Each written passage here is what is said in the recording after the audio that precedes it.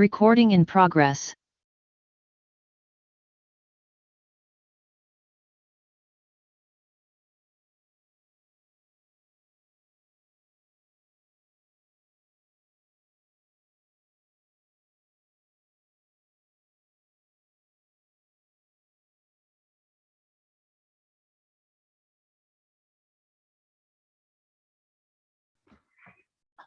Buenas noches, doctores.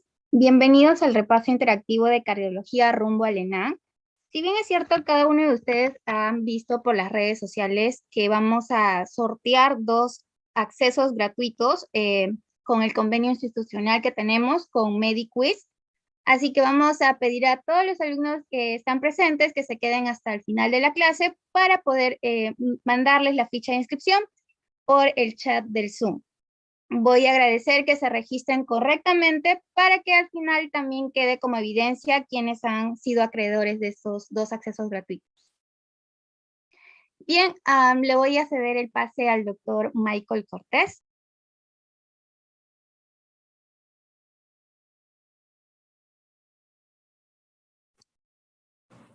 Buenas noches con todos.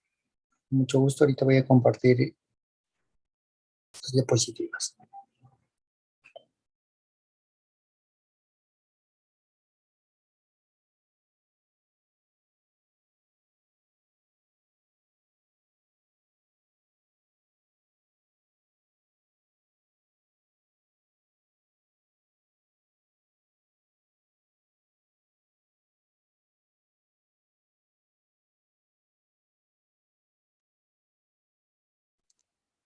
¿Todo bien, Cintia? ¿Se puede ver toda la...?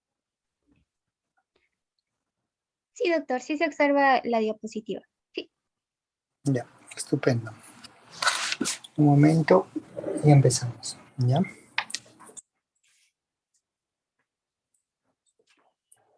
Tú me avisas, Cintia. Puede iniciar, doctor. Ya estamos listos mientras se van conectando los colegas.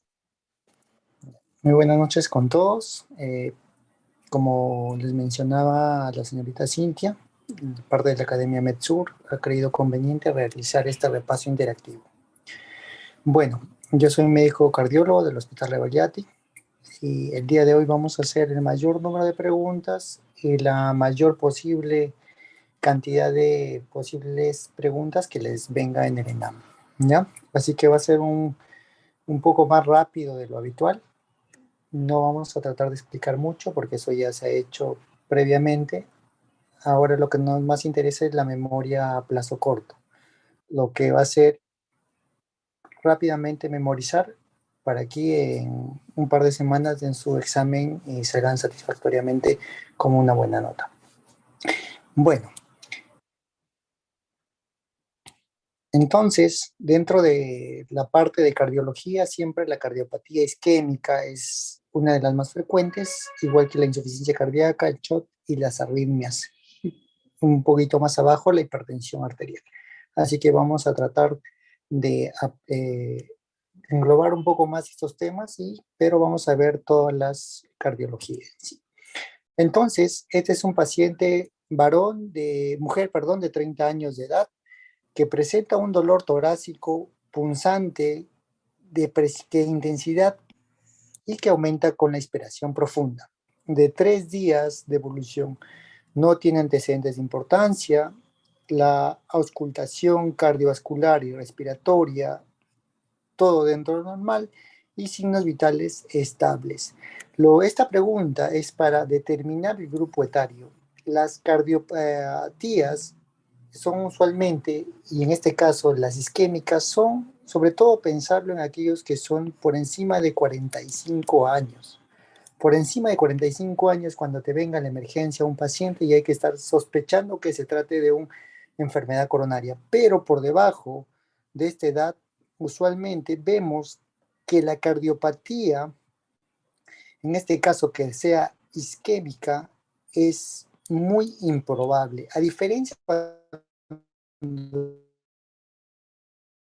ya la segunda causa de dolor torácico por la que van a emergencia. Así que esta pregunta es para ver que una paciente, mujer, sin antecedentes, con un examen físico normal, y el dolor que no es típico, que es punzante, porque el dolor cardíaco es retroesternal, todas las preguntas que van a ver en el NAN son usualmente retroesternales, opresivas, asfixiantes y que te dura mayor de 20 minutos. No es esos dolores que dice que con la inspiración, que disminuye al inclinarse hacia adelante, que son más característicos de una pericarditis. Pero todo paciente que viene con dolor torácico, por lo menos tiene que realizarse un electrocardiograma. Todo paciente con dolor torácico, electrocardiograma, porque se ha visto casos, la medicina no es absoluta, que hay pacientes jóvenes que en verdad con otras enfermedades, por ejemplo, las lupus eritematosos sistémicos, que sí pueden cruzar con problemas coronarios jóvenes o aquellos que tienen enfermedades protrombóticas, que también hemos visto en 22 años, en 20 años, infartos cardíacos. Pero todo paciente con dolor torácico, un electrocardiograma de base. Este es otra paciente, acude a otro paciente, acude a emergencia, varón, mayor de 45 años, quien hace aproximadamente 4 horas presenta dolor torácico. Aquí te dice la pregunta, angina es angina, y el otro es dolor torácico no cardiogénico. Cuando te dicen angina, la pregunta es porque ya están asociándole a un problema eminentemente coronario. Con dolor referido a miembro superior izquierdo, mucho más característico que sea coronario, y sí raya también, por supuesto, al cuello.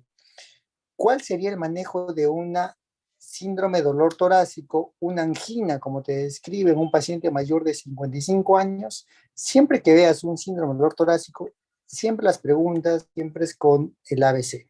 Ver al paciente, determinar si en verdad viene descompensado o no descompensado, dificultad respiratoria, y luego de eso que viene por el dolor torácico, se tiene que tomar un electrocardiograma, todo dolor torácico, electrocardiograma, y para ver si se trata de un síndrome coronario agudo, un infarto, hay que solicitarles enzimas cardíacas. Por ende, todo torácico, hay que ver la historia clínica, examinar al paciente, tomar el electro. El tiempo de tomar el electro es menos de 10 minutos para hacer un buen tiempo en una emergencia, y luego de eso lo vamos a poder clasificar nosotros si es un ST elevado, es un ST difuso cóncavo, que es una pericarditis, o un ST no elevado, un ST infranivelado, o simplemente se trata ese dolor torácico por una arritmia. Sabemos que a una frecuencia que es mayor de la frecuencia cardíaca predicta para ese paciente, es decir, si el paciente tiene 80 años, la frecuencia cardíaca máxima donde el corazón no hace isquemia es 220 menos 80 años. Esto es 140. Por encima de 140, el paciente, si hace 150 latidos por minuto, va a ser isquemia del corazón y le va a doler. Así que las arritmias, las taquiarritmias también pueden dar dolor torácico. Pero ¿qué nos permite diferenciar que sea infarto o no? El electrocardiograma y las enzimas cardíacas. Así que siempre que viene un paciente con dolor torácico, hay que determinar signos vitales, el ABC. Y luego su EKG y sus enzimas cardíacas. Así que la respuesta de este NAN es siempre ABC, EKG y enzimas cardíacas. Siempre que venga la pregunta, tienen que determinar si es una angina típica, una angina atípica o un dolor torácico no cardiogénico. La angina típica tiene que cumplir 3 criterios, que tiene que ser retroesternal, no en tipo hincada, no tipo punzada, y de tipo característico que se irradia al cuello y al brazo, causado por el estrés o el ejercicio. ¿Por qué? Porque a mayor actividad, mayor consumo de energía por el parte del corazón, por ende vas a entrar a una isquemia. Es decir, si levantas peso o estás empujando algo bien pesado, va a ser, el corazón tiene que dar mayor energía al cuerpo, va a tener mayor gasto de energía, por eso se va a desencadenar ese dolor torácico. Es decir, por el ejercicio o por el estrés emocional, o también luego de una discusión, Luego de la discusión suele aumentar la presión arterial aumenta el consumo de oxígeno y también puede haber desganarse una angina por ese caso de estrés. Y también el otro criterio, el tercer criterio, es que tiene que ceder con el reposo o nitroglicerina. Entonces, estos tres criterios nos hacen una angina típica, retroesternal, irradiado a cuello y abrazo, causado por el ejercicio, el estrés, y cede con el reposo. Si no cumple estos tres criterios, solo dos, se denomina angina típica, y solo si no cumple ninguno de estos criterios o un criterio, se dice dolor torácico no cardiogénico. Muy probable sea fuera una osteocondritis o una contracción muscular, algo diferente, pero no es cardiogénico. Aquí la imagen es importante que te puede mostrar el tipo de cómo se presenta el dolor. Hacia más compromiso del tórax es cuando es más probable que sea problema coronario. Aquí en el primero vemos un pequeño comunicada, dolor de espalda, ya aquí ya un poco más retroesternal y aquí todo retroesternal y que se irradia a cuello. Eso es muy característico de los pacientes.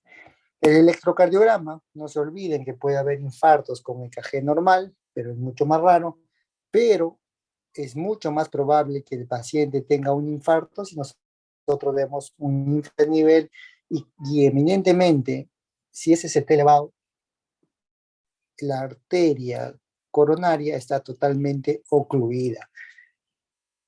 Eso no necesitas enzimas porque es un síndrome coronario ST elevado o lo puedes catalogar un IMA-ST elevado y eminentemente eso es a tratar de abrir esa arteria de manera inmediata. Las troponinas nos permite, luego de un síndrome coronario, debe determinar si esto es un infarto o no. Si la troponina te sale elevada, indudablemente es un infarto. Si el paciente tiene una angina típica, tiene un electropatológico, un infranivel y la parte de las troponinas seriadas, la primera y la segunda, no hay cambios y no hay delta. El delta le llamamos que en diferencia entre una troponina y la siguiente haya mayor de 20% de diferencia. Si no hay delta, eso se llama una angina inestable. El resto, un infarto. Muy bien. Ahorita les voy a explicar un poco más aquí adelante en un gráfico mucho más representativo.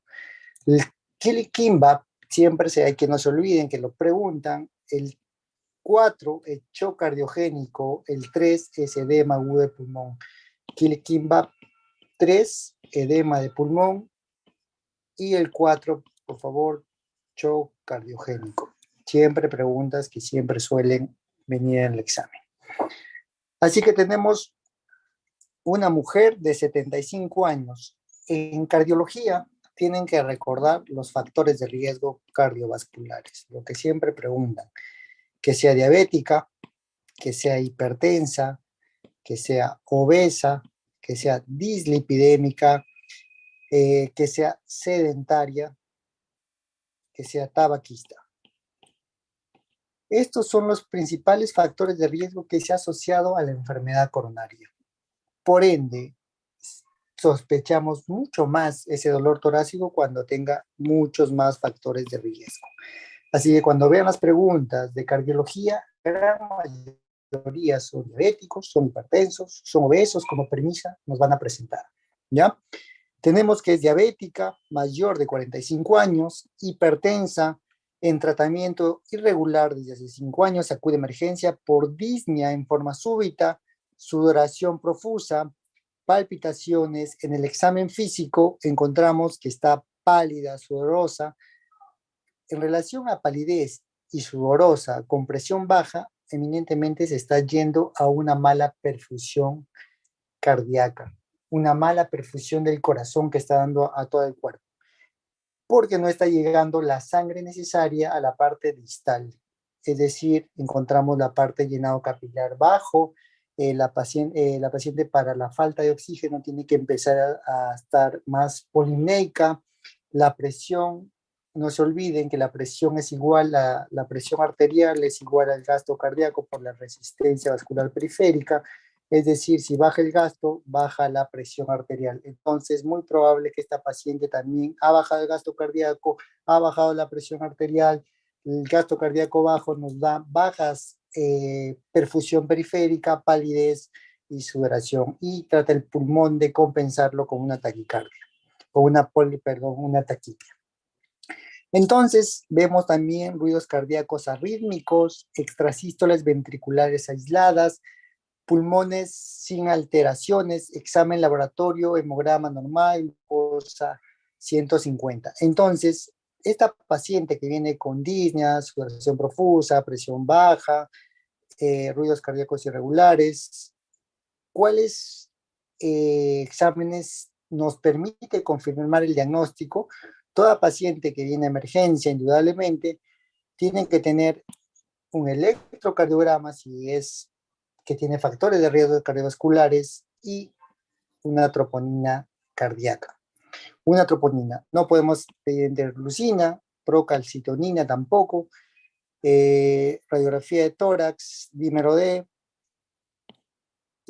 TAC de tórax, CPK, ecocardiografía, peor que hay en emergencia directamente. Lo más sencillo, estamos pensando en un síndrome coronario, es EKG y luego de eso pedirle troponinas.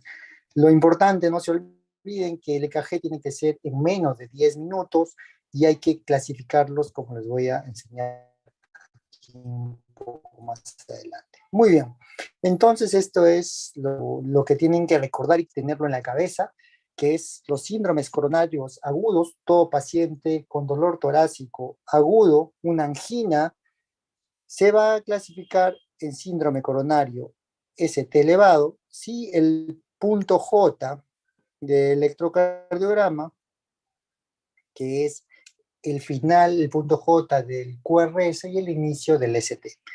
El punto J se eleva e indudablemente esta elevación es un CKCT elevado. Ese CKCT elevado necesita esperar las enzimas cardíacas porque es una emergencia, porque se ha ocluido el trombo, se ha formado una oclusión de toda la luz vascular. No pasa absolutamente nada. Lo que tiene que hacerse rápidamente es tratar de abrir esa lesión, es decir, colocar un stent y permitir que se recupere el flujo cardíaco para que, con el objetivo de que todas las células que se irrigadas por esa arteria reciban flujo sanguíneo y no se necrose, y no vayan a las CUS, que es de necrosis. Entonces, no es un ST elevado, tiene alteraciones, como dice aquí el electrocardiograma, puede ser un infradesnivel difuso, una T negativas, unas T planas, o unas T picudas. Cualquiera de esos cambios en el electrocardiograma que no son normales, por eso es bueno conocer un electronormal, y con angina del paciente yo lo catalogo como un síndrome coronario ST no elevado. Ahora, yo tengo que pedirle troponinas, le pido troponinas, y si el paciente me sale primera troponina negativa, el siguiente troponina negativa, yo lo catalogo como una angina inestable. Entonces, una angina inestable es un síndrome coronario agudo con alteración en el electrocardiograma y enzimas negativas. Y sin embargo, esos cambios en esa angina, con cambios en el electro y con troponinas positivas, yo lo catalogo como un IMA-ST no elevado. Muy bien, así que esto es lo que tienen que llevar en la cabeza, es si KST elevado o si KST no elevado, angina inestable o IMA-ST no elevado. Muy bien, entonces todo paciente con síndrome coronario agudo, el ST elevado se trata de manera diferente que el ST no elevado.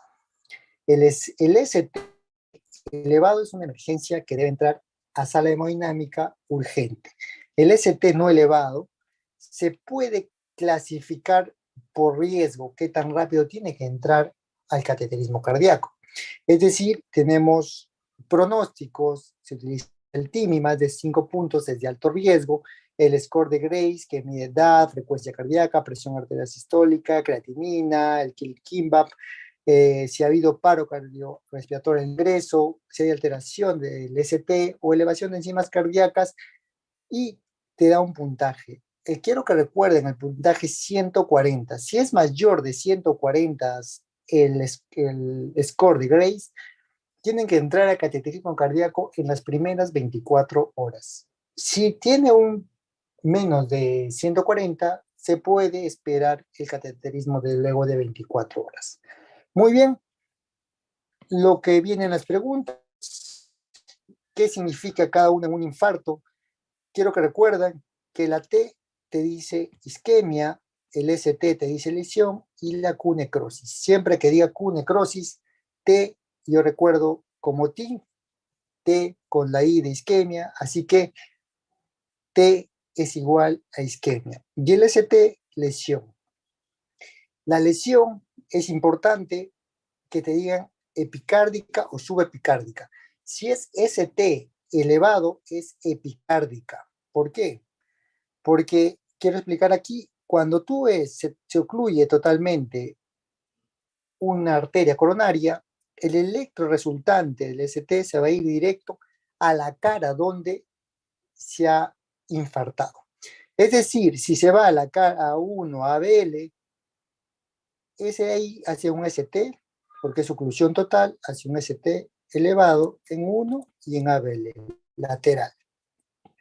Por ende, nos indica que la arteria epicárdica, porque la descendente anterior, la circunfleja, la coronaria derecha, la descendente posterior, son epicárdicas. Así que ST elevado es igual a epicárdico. Así que esa es la forma como recuerden que le digan sí, qué significa una lesión subepicárdica es cuando está el ST elevado. Y por ende, todo lo contrario, la subendocárdica es un infranivel del ST. En relación a la isquemia, ¿cómo decir si es endocárdica o epicárdica? Cuando es negativa, es subepicárdica. Recuerden, es todo lo contrario del ST elevado. Solo quiero que recuerden que ST elevado es igual a epicárdica, porque es una arteria epicárdica, y significa lesión. Todo lo contrario va a ser con la T, con la T de isquemia, para que recuerden para las preguntas y no se puedan equivocar. Esta es otra pregunta, un paciente varón de 48 años, más de 45 años, factores de riesgo: hipertenso, tabaquista, brusco, un dolor torácico intenso, con signos neurovegetativos, disnea, sudoración profusa. Siempre que vean disnea, sudoración profusa, el paciente es mucho más probable que tenga un infarto. La presión está dentro de lo normal, frecuencia taquicárdico 128 por minuto, la frecuencia respiratoria 28 polineico, y además se encuentran los ruidos cardíacos de baja intensidad, arritmia completa, es decir, toman un electro y le encuentran fibrilación auricular. Sin embargo, te da tantos datos para que al último te dice que le encuentran supradesnivel del ST y ondas Q en D1 y ABL. ¿Cuál es el diagnóstico? Indudablemente te presenta todo, que es hipertenso, tabaquista, dolor torácico, encima fibrilación auricular, un paciente eminentemente que tiene cardíaco, como le llamamos nosotros. Si ese paciente, lo único que te preguntan, aquí te dice cuál es el diagnóstico. Entonces es una angina, es tener un electrocardiograma patológico y menciona Q y elevación, la onda P, elevación del ST. Esta elevación del ST ya te cataloga como un síndrome coronario agudo ST elevado. ¿Qué es lo que tiene que hacerse? Cateterismo en menos de 2 horas. O si no se puede hacer cateterismo porque no hay en algunos lugares, igual de la misma forma tiene que hacerse fibrinólisis, pero hay criterios de fibrinólisis. Aquí nos pregunta por la cara. En la cara, quiero que recuerden, Este está el corazón en la ubicación normal, de arriba hacia abajo, de atrás hacia adelante, de la derecha hacia izquierda, y pone un plano cartesiano.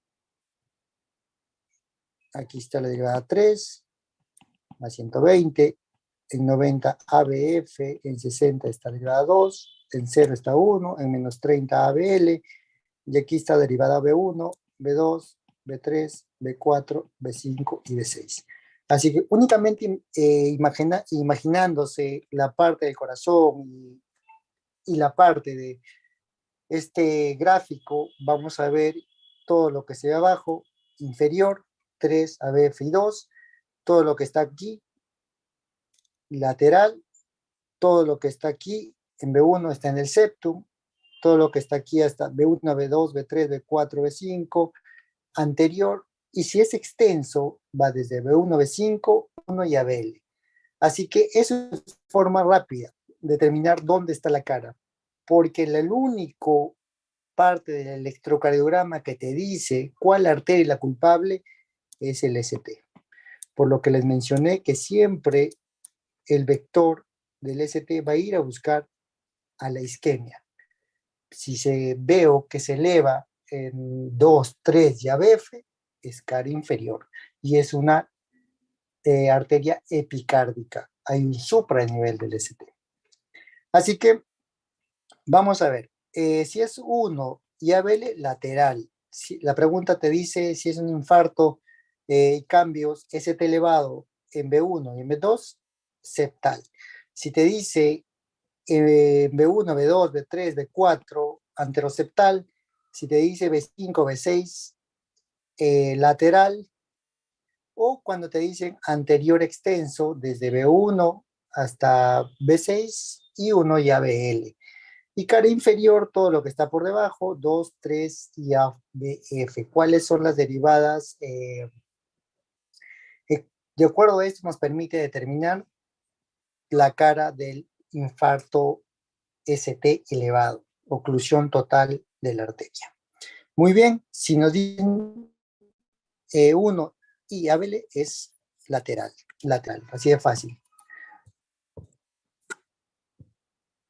Este es otro paciente, varón de 55 años, dolor retroesternal súbito de 6 horas de evolución y en el EKG ondas Q y segmento ST elevado desde D1, D2, ABF.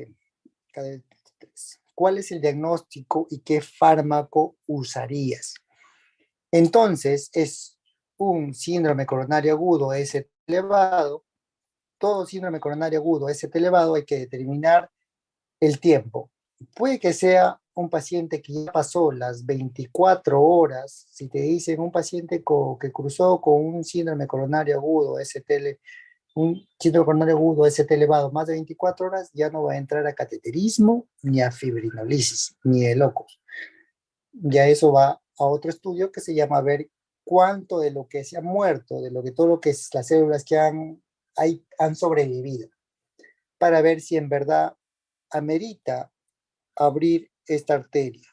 Así que el corte para hacer cateterismo o hacer fibrinolisis es lo ideal 12 horas, 12 horas, pero se puede hacer hasta las 24 horas. En los exámenes hay 12 horas y otros hay 24 horas. Así que quédense con las 24 horas, pero lo ideal es 12 horas. Muy bien, entonces tenemos un ST elevado, un síndrome coronario agudo ST elevado de cara inferior. Entonces, ¿qué podemos hacer?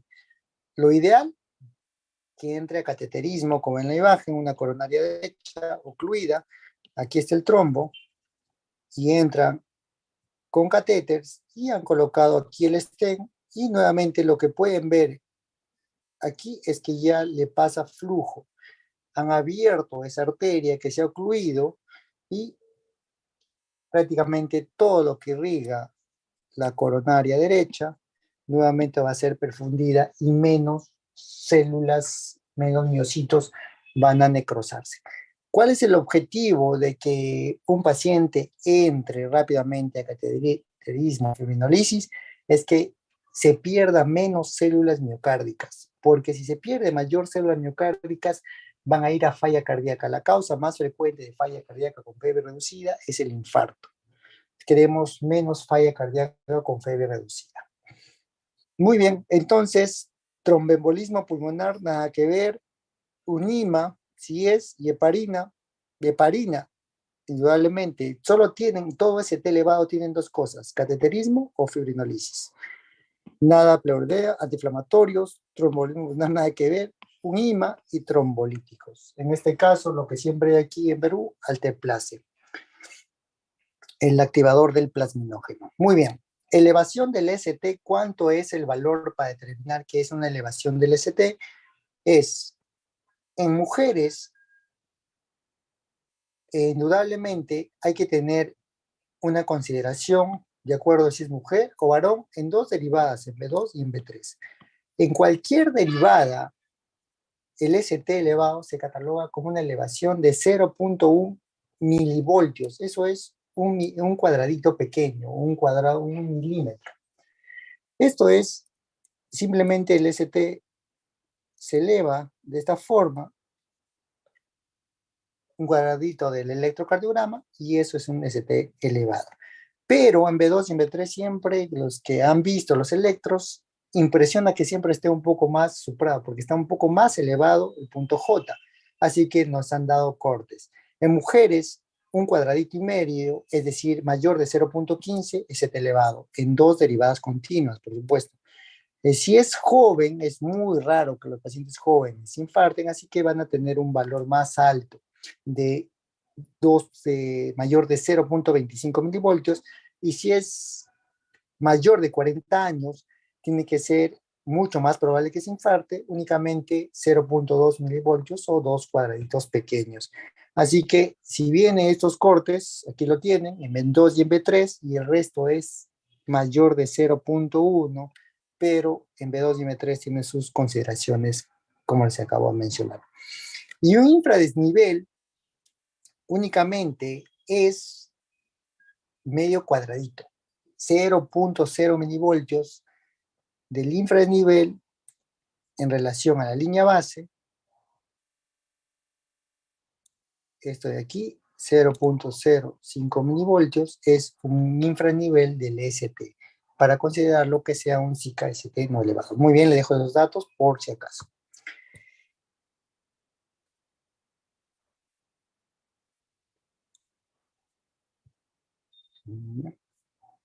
Muy bien. Esto de aquí les traigo esta imagen porque es la forma natural cómo va a evolucionar un electrocardiograma o en un síndrome coronario agudo ST elevado. Lo primero, en los primeros segundos, que se ocluye la arteria coronaria epicárdica, es unas T picudas. El siguiente, minutos a horas, se eleva el punto J. Ya a las primeras horas que aparece el Q, por eso han visto las preguntas que nos dice Q asociado a ST elevado, luego de 2 a 3 horas que ya el paciente ha pasado este síndrome coronario agudo ST elevado. Luego de las menos 24 horas ya aparecen las T negativas, pero ya cuando el paciente tiene días o semanas vemos las Qs y las T negativas, y recién en meses o años, en meses, la T que era negativa recién llega a positivizarse. Es por eso que a veces vemos un infarto que ha sido de días, semanas previas, vemos Qs patológicas, las Q patológicas tienen criterios, Q patológicas tiene que ser mayor del 25% de la onda R, Q patológica tiene que ser que tenga una muesca en la Q, o la Q que tenga una duración mayor de 40 milisegundos, es decir, de un cuadradito pequeño. Esas características las hacen una Q patológica. Asociado a una T negativa, y el paciente menciona que ha tenido un dolor torácico hace una semana o 2 semanas en provincia, que no ha podido venir, si vemos esto, indudablemente ese paciente se ha infartado anteriormente. Muy bien. Este paciente de 50 años de edad, tabaquista, hipertenso, dislipidémico, 3 factores de riesgos, dolor precordial retroesternal opresivo, de 2 horas de duración. El EKG se observa supradesnivel en B1 y B4. ¿Cuál es el diagnóstico presuntivo? Súper fácil, es un IMA. No se olviden que aquí está dibujado claramente. Está viendo, recuerden que los electrodos van en el pecho, en el cuarto espacio intercostal derecho, el primero B1, y de ahí empieza hasta el quinto espacio intercostal en la línea medaxilar, el B6. Y por ende va a ver toda la cara anterior y los más pegados al esternón B1 y B2 va a ver el septo, ¿ya? Así que si es B1 y B4 es un IMA ST elevado de cara anterior. Aquí, ¿cómo hacer el manejo de un síndrome coronario agudo ST elevado? Podría venir. Primero, el diagnóstico tiene que ser rápido, siempre 10 minutos, ya sea por un servicio médico que va a domicilio, toma el electro, diagnostica ST elevado y ve si está muy lejos del hospital, está para llegar mayor de 2 horas, está en provincia, yo sé que lo voy a trasladar en paciente para que sea de cateterismo dentro de las primeras 24 horas, pero sé que voy a llegar luego de 5 o 6 horas, indudablemente se inicia la fibrinolisis. Entonces, grábense esto, fibrinolisis, a aquellos pacientes SICA-ST elevados que son menos de 12 horas de proceso agudo, cuando empieza a contarse ese tiempo desde el dolor torácico más fuerte que ha tenido el paciente. Ese es el momento de contar el tiempo. Entonces veo que es un CKCT elevado, tengo que abrir esa arteria tapada, pero veo que está muy lejos del centro primario donde hay cateterismo, a 4 horas, indudablemente en esas 4 horas van a morir muchas células, va a ser falla cardíaca, así que lo importante es abrirlo. Menos, si el tiempo al cateterismo o a la sala de hemodinamia es menos de 2 horas, cateterismo. Si va a ser mayor de 2 horas llegar a la sala hemodinámica, lo fibrinolizo y luego le hago cateterismo. Así que 120 minutos es el tiempo para decidir. Si es más de 120 minutos, fibrinolizo. Menos de 100 minutos para llegar a hemodinamia, cateterismo cardíaco. Muy bien. Otro paciente, 53 años, hipertenso, lo que siempre cuentan, diabético, obeso, con tratamiento irregular, ingresa por un dolor torácico, diaforético, este es muy característico, signos neurovegetativos, puede ir con náuseas, vómitos, sudoración profusa, inestabilidad hemodinámica, una presión de 80-60, hipotenso, chocado, frecuencia cardíaca en 50, elevación del ST en 2-3 ABF. ¿Cuál es el diagnóstico más probable? Muy bien, es un infarto, un síndrome coronario agudo de cara inferior, cara inferior. Recuerden, cara inferior, ABF 3 y 2.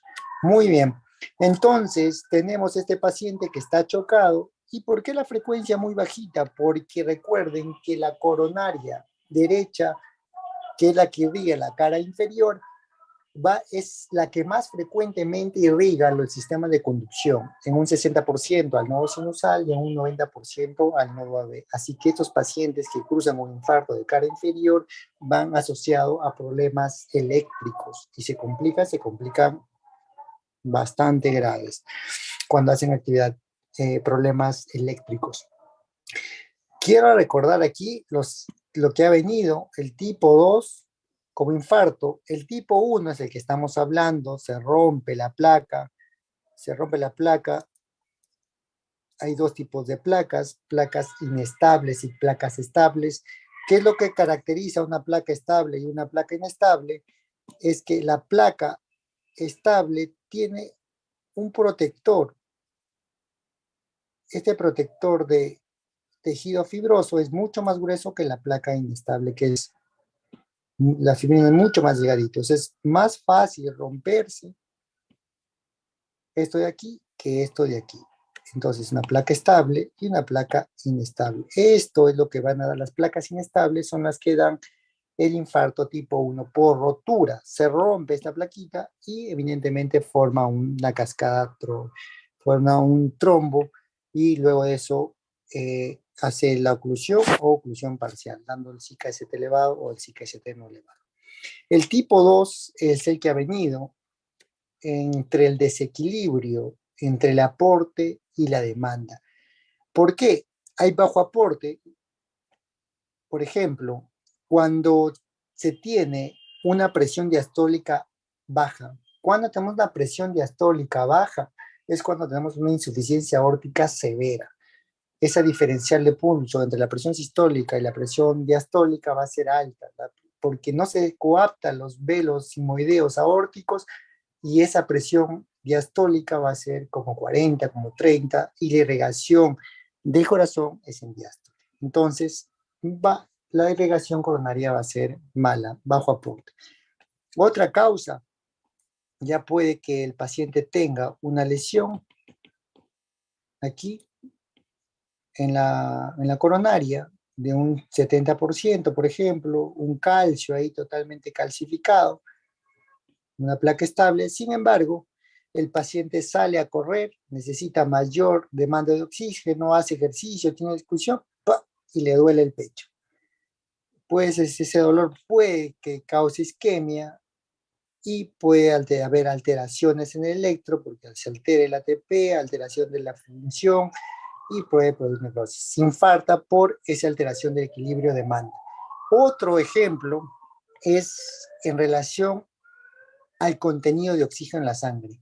Paciente tiene su placa, ya, y es hipertenso, diabético, obeso, ya tiene una placa que incluye la luz un 50%, sin embargo, sufre una hemorragia digestiva alta, sangrado, el corazón va a llevar menos oxígeno, la sangre va a llevar menos oxígeno a la parte de irrigación del corazón, porque la hemoglobina va a estar en 3, en 4, y ya tiene esta alteración de irrigación de las arterias, indudablemente va a haber un infarto, le va a llegar poco oxígeno a los miocitos y bajo aporte.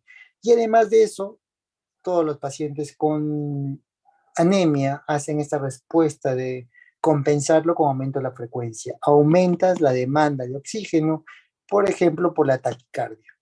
Entonces, ahí empieza un infarto tipo 2, el desbalance entre el aporte y la demanda tipo 2. Muy bien. El tipo 3, el infarto es aquello que estaba bien el paciente el día de ayer y amanece muerto, un paciente, un joven, muerte cardíaca, sugestiva isquemia miocárdica, o que en la última, hace una hora le dolió el pecho y falleció. No se hizo cateterismo, no se hizo nada, pero se quejó de dolor de pecho en la última hora, falleció. Ese es un infarto tipo 3. El tipo 4 es aquel que está asociado al intervencionismo coronario. Van, hacen el intervencionismo y lamentablemente se rompe una placa, ¡pum!, y se infarta. Mayor de 5 veces el percentil 99 es intervencionismo coronario percutáneo, tipo 4A. El tipo 4B, se infarta el paciente, tocan un stent, sale a recuperación y nuevamente el stent no estuvo bien expandido y dentro del stent se vuelve a formar un trombo, trombosis del stent, infarto tipo 4B. Y el 5 es aquellos pacientes que ingresan a operarse una cirugía cardíaca y se realiza mal el bypass o pasa algo con el bypass y el paciente se infarta post-revascularización, post-puentes miocárdicos, es el tipo 5.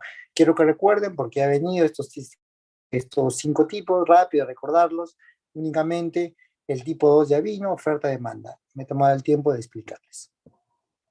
Muy bien, hombre de 72 años, fumador, hipertenso, diabético, tiene antecedentes de una paresia residual en el brazo izquierdo, hace 4 meses acude a urgencias por dolor precordial intenso de 2 horas, perdón, tuvo una paresia residual en brazo izquierdo hace 4 meses, este paciente de 72 años, fumador, hipertenso, diabético, y acude al hospital por un dolor intenso de 2 horas de evolución. En la exploración encuentra piel fría, sudorosa, como siempre presentan los síndromes coronarios, la presión arterial en 80, hipotenso, el electrocardiograma, un segmento ST en las derivadas B1, AB6, 1 y ABL, es decir, un infarto anterior extenso. Estos infartos anteriores extensos, que vienen a ser por la descendente anterior proximal o el tronco coronario izquierdo, son los que más van a perjudicar al corazón porque el tronco coronario irriga el 70% del ventrículo izquierdo, la ascendente anterior el 45%, es decir, descendente o tronco, innegablemente chocan al paciente porque esos músculos que irrigan, esa masa muscular, van a empezar a dejar de funcionar. ¿Cuál es el mejor tratamiento, el más adecuado para este paciente? No se olviden, todo paciente que tiene un ST elevado, es un SICA ST elevado, debería abrirse esa arteria ocluida. Dos formas, fibrinolisis o cateterismo o, en este caso, angioplastía, colocar un stent. Pero recuerden que tuvo un infarto hace 4 meses. Entonces, cuando tú quieras hacer la fibrinolisis, hay una contraindicación absoluta de la fibrinolisis, que es que hayas tenido un ACV isquémico hace 6 meses. Por ende, si quieren ponerlo difícil la pregunta, pueden hacer de un sangrado reciente, un ACV hemorrágico de que no se conoce la causa, tiene un tumor hemorragia que esté, en ese caso, una hemorragia digestiva activa, no le vas a fibrinolizar, sino va a entrar a lo que se llama una angioplastía, porque es lo que necesita ese paciente, porque si tú fibrinolizas, esa fibrina que está formándose, ya sea por una hemorragia digestiva alta, lo vas a lisar a la fibrina de la parte gástrica y vas a sangrar, y no lo vas a matar el infarto, sino lo va a matar un shock hipovolémico. Así que en este caso, lo más importante es traslado inmediato a un centro donde haya procedimientos de revascularización